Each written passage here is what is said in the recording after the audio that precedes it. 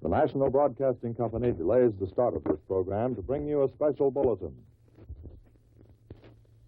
From the NBC newsroom in New York, North Korean communist troops have driven American forces back again in their first night attack of the war. The assault along the western sector of the Korean front pushed our troops farther than they had planned to withdraw, completely revising our defensive plan. Keep tuned to your NBC station for the later news.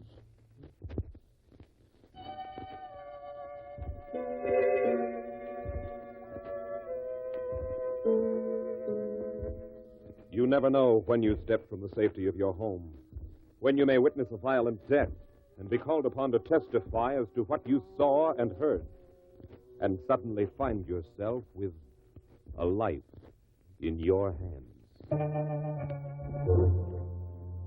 Murder is a dark enigma that strikes fear into the heart of man. Strange, baffling, mysterious. But the darkest crime one man can invent, another man can unravel. Such a man is Jonathan Kegg, created by Earl Stanley Gardner, the world's most popular writer of mysteries, creator of Perry Mason, Doug Selby, and many other outstanding characters. Ladies and gentlemen, Mr. Jonathan Kegg. Any one of you may at any time be witness to a crime, and it will be very important that you recall accurately what you may see or hear. You can never tell when it may happen. Even now, somewhere in the city, there may be a crime in the making.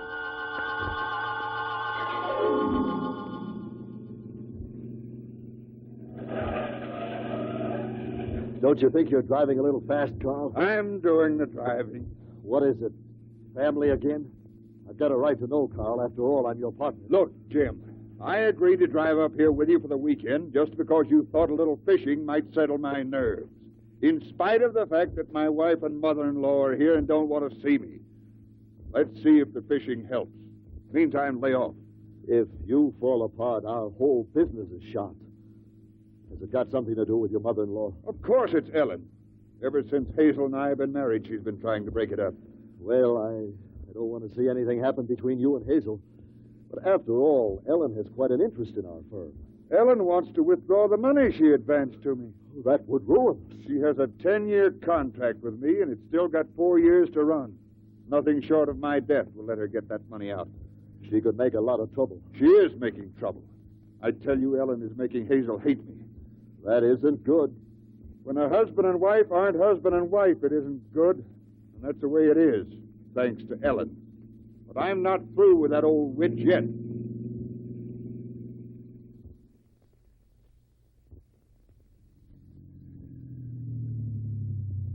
Here we are. Want to come in for a minute? No, thanks. I'm going next door and air out the house. Then to the lodge for a steak. Join me? Later, probably.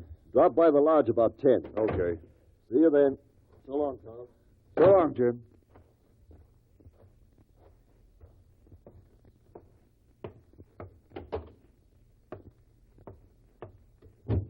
Hazel, it's me. Oh, hello, Carl. You got here sooner than I expected. I didn't waste any time. Scared Jim half to death. Oh? Jim come up with you? Yeah, we're going fishing in the morning. I see. Well, I'm glad to know why you came. I knew it wasn't to see me. I see you were feeling normal today. Please don't take that tone of voice with me. Oh, for gosh sakes, Hazel, why do we have to Please, go... Carl. What's going on in here? Oh, it's you. You're early. So sorry. Hazel, I won't be spoken to this way. Oh, what can I do, Mother? Why did you have to sign that agreement letting his firm have all your money for 10 years? As I recall, I wasn't going to do it until you urged me. I did it for you, Hazel. I've always done everything in the world for you. You know that. I know, Mother. Oh, I don't know what I was thinking of when I married you. Well, that's a nice wifely remark. I mean it. Congratulations, Ellen. You've done it. You've been trying for 6 years to poison Hazel against me, and now you've done it. What do you mean? I've tried to help. Oh, but... sure, you've always tried to help. Oh, why must I be abused this way? Carl, apologize to Mother this instant. I'm not going to apologize to anyone. I'm through. I've had more than any man should have to take. You mean you're leaving? To give you an excuse to sue me for divorce and get alimony, not on your life. But if I have any more trouble with either one of you, I'm going to sue Ellen for alienation of affection.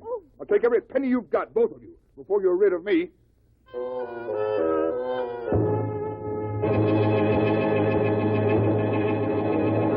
Smokers, it pays two ways to smoke Raleigh cigarettes. It pays with top-quality smoking enjoyment. It pays with luxury premiums.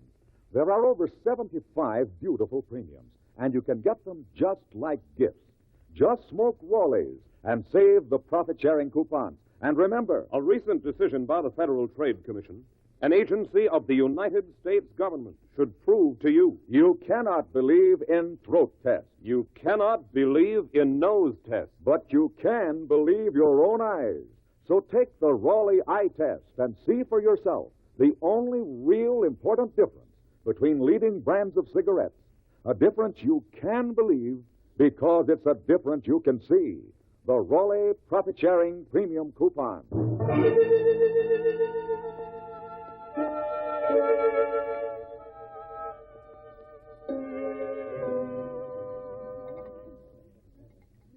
Carl, I've been looking all over for you. It's almost midnight. What have you been up to? What's it look like? Looks like you've been drowning your troubles. Well, keep drinking and you won't want to go fishing in the morning. Sure, I will. Anything to get out of that house. Pretty bad, huh?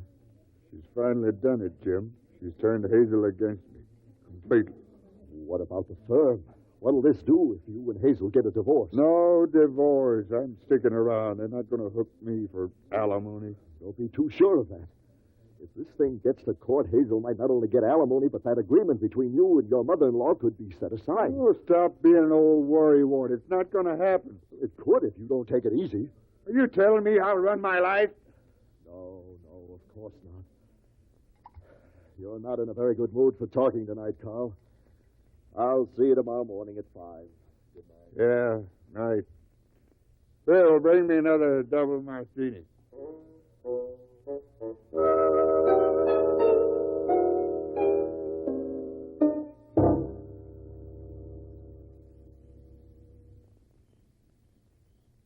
George, I feel guilty enjoying the cool comfort of this porch. I think you and Mr. Kegg should sleep out here on the porch and let me take the bedroom. Oh, nonsense. I wouldn't hear of it. Hope Jonathan gets here soon. Think you'll be long? Oh, not very. If he left the city at 5, he should be here any minute. It's almost 1 o'clock. I suppose you two are going fishing at the crack of dawn, and I won't get a chance to meet Jonathan Kegg. You'll have plenty of chance, dear. That's what I like about being married to a judge.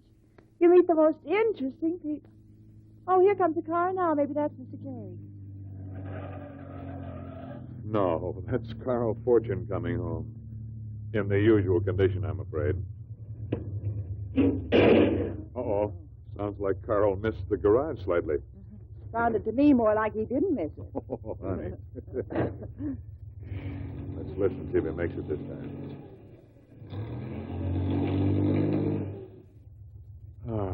That time he made it, bully for him. Now, if he can just close his garage door. I'm afraid the Fortunes have been having trouble lately. Well, darling, between Carl's drinking and, what's her name? Hazel's mother? Ellen's sister. Yeah. Well, the car's all tucked away. Yes, that Ellen. Believe me, she's no help. Well, I hope Mr. Kegg gets here soon. It's time to go to sleep. Oh, you go ahead and turn in, dear. I'll wait for him. He won't be long now. Good night, dearest. Good night, darling. Yeah. There's a car coming now. That's probably Jonathan. You go to sleep. We'll see you when we get back from fishing.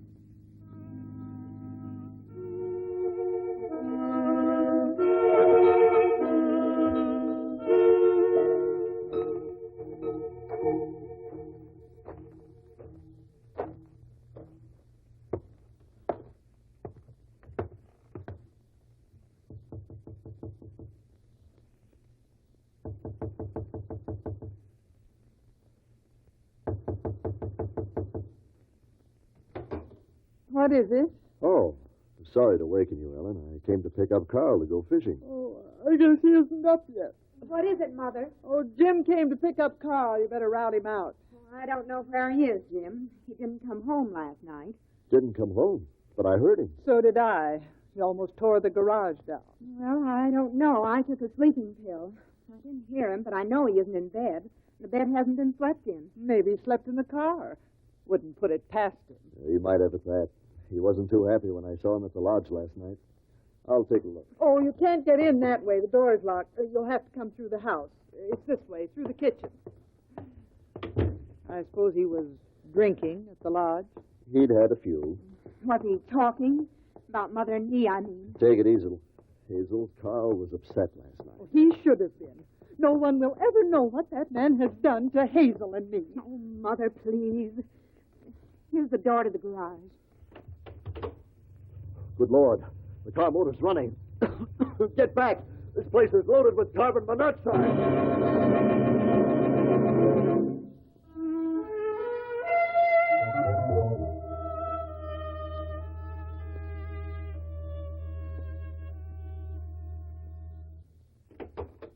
George, Mr. Kegg, thank goodness you're both back. The most terrible things happened. Carl Fortune's killed himself. What? That's impossible. Well, I just don't see how anyone could do a thing like that by accident. I think it's suicide, and I know a lot of people are glad he did it. Really, Mrs. Holden? Maybe it might be a good idea if we all went to the coroner's inquest. It just might be that one of those people who's glad this fellow died sort of helped him along.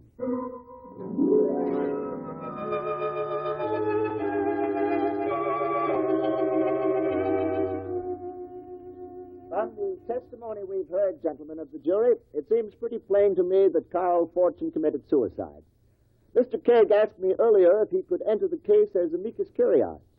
Do you still want to do that in the light of the testimony, Mr. Kegg? If that is agreeable with you, Mr. Coroner. Perfectly, Mr. Kegg. I'd like to tell my jury that an amicus curiae is a friend of the court. He helps the court find out exactly what happened, and he never acts for either the defendant or the prosecution. Would you like to ask some questions as an amicus curiae, Mr. Kegg? Yes, Mr. Coroner. Is there any doubt as to the cause of death? None at all. His blood was loaded with carbon monoxide and alcohol. Was there any other mark on the body? No. He was found in an enclosed garage sitting in his car with the motor running. There was no question as to the cause of death. I see. I'd like to call the wife of the deceased, Mrs. Hazel Fortune.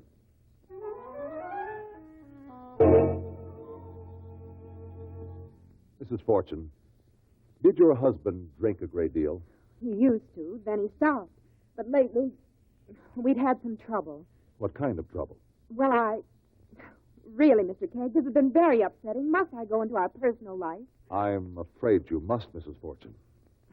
Well, when Carl and Jim started their brokerage business, my mother loaned Carl the money. Then they had a fight, Mother and Carl.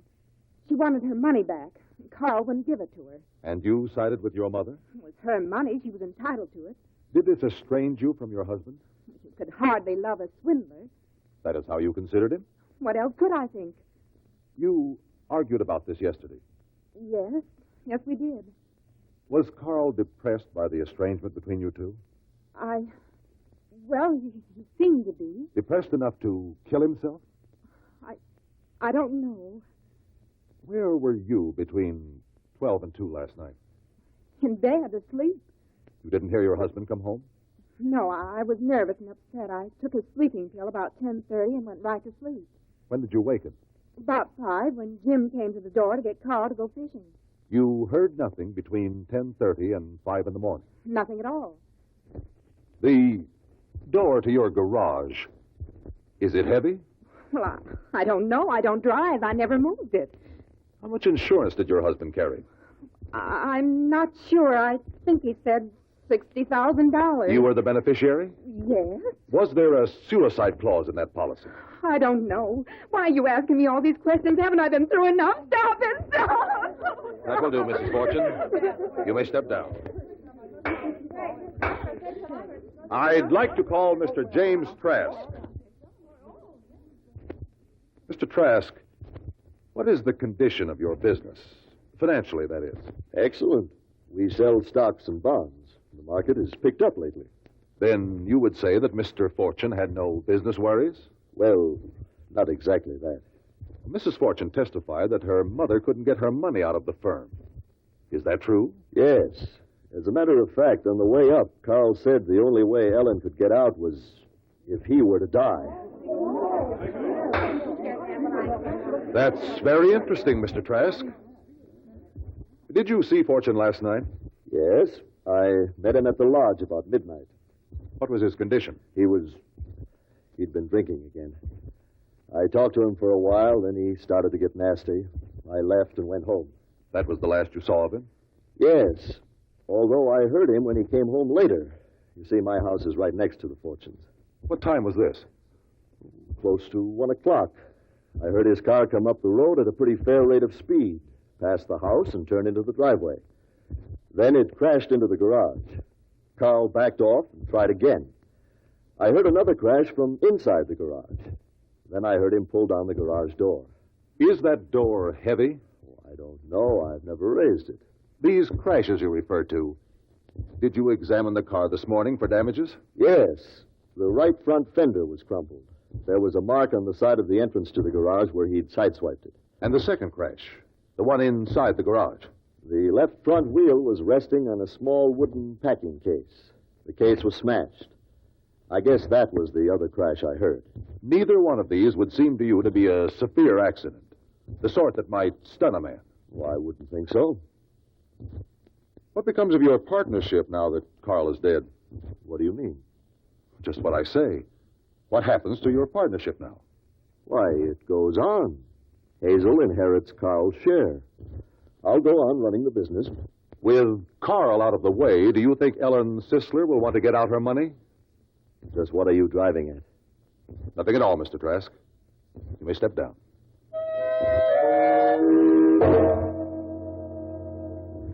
Mrs. Sisler, you are the dead man's mother-in-law? Yes. Were you awake when Carl arrived home last night? I heard him drive up and bang into the garage, if that's what you mean. Tell us exactly what you did here, please.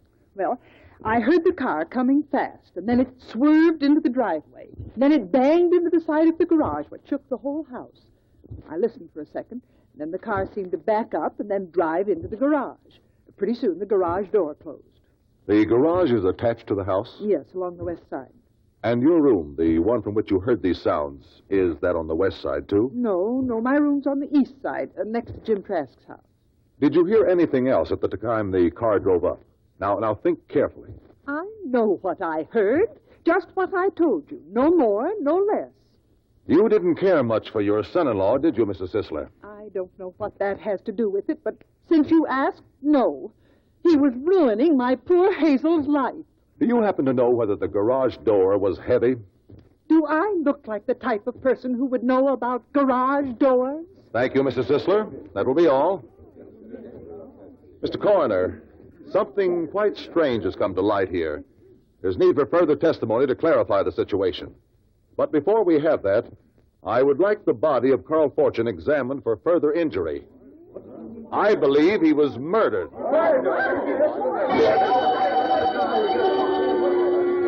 Following the re-examination of Carl Fortune's body, Jonathan Kegg is going to call another witness, a person who had no connection with the crime, but just happened to be nearby when it was committed. If you should be the next witness called, could you remember what you have heard? It would be vitally important that you do so, or you would hold a life in your hands.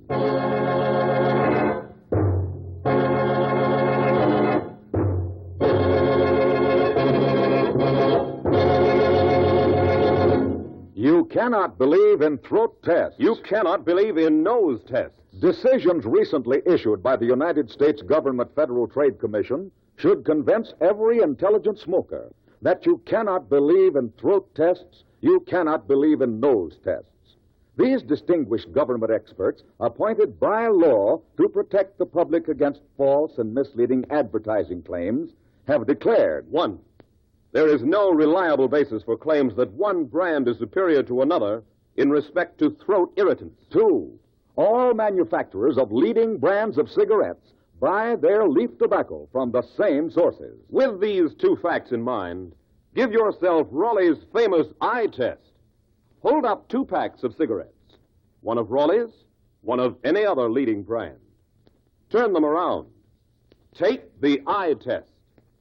You'll see the difference. Yes, you'll see that only Raleigh's have a coupon on the back, And because Raleigh cigarettes give you rich, fine tobaccos, a smooth, satisfying smoke, that Raleigh profit-sharing coupon is the only real important difference between leading brands of cigarettes. It's a difference you can believe, because it's a difference you can see. So switch to Raleigh cigarettes, America's greatest cigarette value.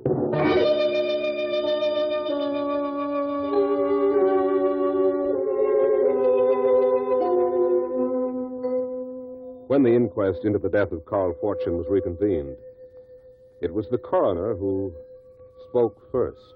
A further examination of the body of Carl Fortune shows that prior to his death, he was struck a blow just below and behind the left ear. The bruise was covered by his hair and was not detected when he was first examined.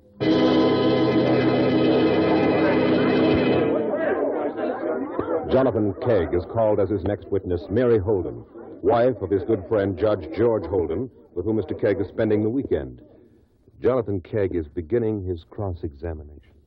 Mrs. Holden, for the benefit of the coroner's jury, please describe exactly how your house is located with respect to the Fortune home. There are 3 houses at that end of the road. They all face the lake. The Fortune house is the middle one of the 3? Yes. Jim Trask lives on the east side, and our house is on the other side. On which side of the Fortune house is the garage? Oh, on the west side, our side. Where were you last night about 1 o'clock? I was in bed. Asleep? No, I was still awake. At about 1 o'clock, did a car drive into the Fortune garage? Yes, I heard Carl come home. He was driving very badly. In what part of the house was your bed? I was on the sleeping porch. Is it an enclosed sleeping porch? No, just with screens. How far would you say it was from your sleeping porch to the Fortune's garage? Well, that's hard to say. Well, is it a quarter of a mile? Oh, goodness, no. It's no further away than the end of this room. Perhaps 20 feet. About that. Now, Mrs. Holden, you said that Carl Fortune was driving very badly. Well, I heard his car come up the road very fast and kind of skid as he turned into the driveway. And then there was a crash. George said Fortune missed the garage, and I said it sounded more like he hit it. Did he get the car into the garage? Oh, yes. He got out of his car to see what damage had been done, or at least I assume that was why. Mrs. Holden, just tell us exactly what you heard. Well, I heard the car door open and close again. And then the car backed up and then went forward into the garage. Did you hear the garage door close? Yes. I remember that distinctly. It was a few seconds later. Now think carefully. Between the time the car went into the garage and the time the door closed, did you hear anything else? No.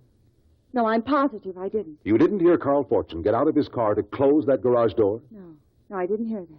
Did you get out of bed to see what damage might have been done when you heard Carl Fortune's car hit the garage? Oh, no, sir. You see, I can't see the garage from our sleeping porch because of the high hedge that runs between the houses. Thank you very much, Mrs. Holden. Your accurate memory of what you heard has aided materially in solving a murder. Mr. Coroner, I would like to recall Mr. James Trask. Mr. Trask, were you in bed when you heard Carl Fortune's car turn into his garage? Yes. As a matter of fact, I'd been reading and staying awake just on the chance that I might hear him get home. I guess I was a little worried. You testified earlier that you heard the car hit the garage. Then there was another crash, caused this time by the cars running over a small wooden packing case inside the garage. Is that correct? That's right. That wooden case was found under the car's wheel? Yes, I saw it there myself. Which is closer to Fortune's garage, your house or the Holdens? To the garage? Holden's, of course. How do you account for the fact that Mrs. Holden, who was much closer to the garage than you, and on an outside porch at that, didn't hear the packing case smash? She didn't even hear the car door open once the car was in the garage. I don't know. I heard the crash. And after all, we know the case was smashed. Yes, we do. But we also know that Mrs. Sisler, who was in Fortune's house, didn't hear it. And we also know that Mrs. Holden, right beside the garage, didn't hear it. But it happened. And you heard it. Now, look here. Therefore, you must have been closer to that car than either one of the other two. Well, that's ridiculous. I was at home in bed. You couldn't possibly have been home in bed and heard what you say you heard. Maybe I just imagined I heard the box smash. Oh, no, you didn't. Because the box was actually smashed. You were where you could hear that box smash, all right. You were in the garage. No, that's not true. Oh, yes, it is. You thought Ellen's hatred of Carl would make her try to ruin your business. But with him dead, she and Hazel would get a full partner share and be satisfied. You're just guessing. You can't prove it. I've just proved that you lied, and I can prove a great deal more. What can you prove? How do you know this Holden woman isn't lying? Maybe she's deaf for all you know. We can find that out easily enough. Mrs. Holden. Yes, Mr. Kegg? What is your first name, please? Mary, of course. Is Mrs. Holden deaf, Trask? Is she? Why, you've got no proof. Oh, yes, there's proof, all right. You waited till Fortune came home. When his car hit the garage, you went up to the car, opened the door, slugged him, and then put the car in the garage. You hauled Fortune over in front of the wheel, left the motor running, closed the garage door, and went home to bed. You don't say so. There's just one thing you forgot, Trask.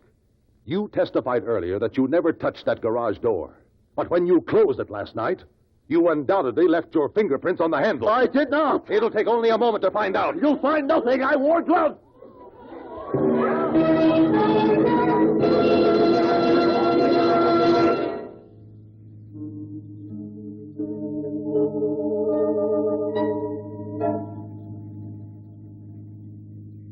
Well, you certainly trapped him neatly, Jonathan.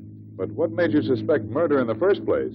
I would have accepted the verdict as suicide without any question. Well, I wasn't sure it wasn't suicide, George. But it seemed to me that there were three people who might have wanted Carl Fortune to die. Mm-hmm. It was very convenient for them that he died when he did. Well, when did you know Trask was guilty? Well, I thought so when Trask said he'd heard the packing case smashed. Mrs. Sisler had already said she hadn't heard that sound. Then when Mary confirmed it, well, I knew. You know, it's a funny thing, but there is almost always a pattern of sound in these cases, which, when properly interpreted, will lead to the truth.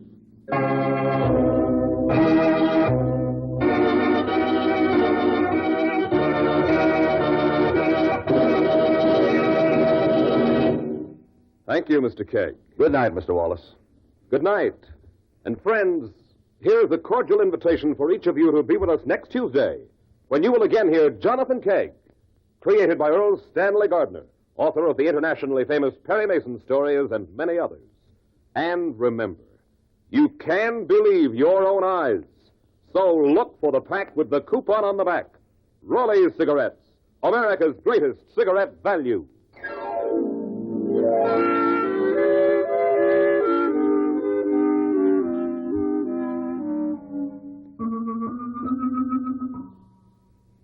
Give me a man who smokes a pipe. Pipe smokers look so masculine, so satisfied. Satisfied? Yes, especially when they smoke Sir Walter Raleigh. Richer tasting, smoother smoking Sir Walter Raleigh. And I like the aroma of a pipe. Aroma? Sir Walter Raleigh is the brand of grand aroma. Yes. Give me a man who smokes a pipe. So, men, give the ladies a treat. Give yourselves a treat. Light up your pipe with Sir Walter Raleigh.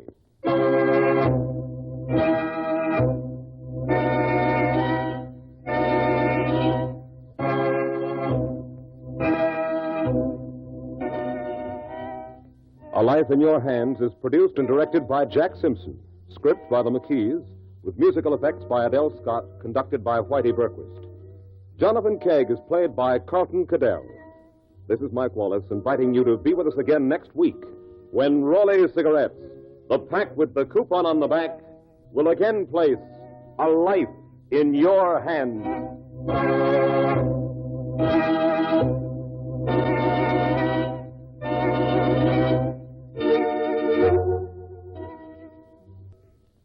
Wednesday brings you Dangerous Assignment and Brian Donlevy on NBC.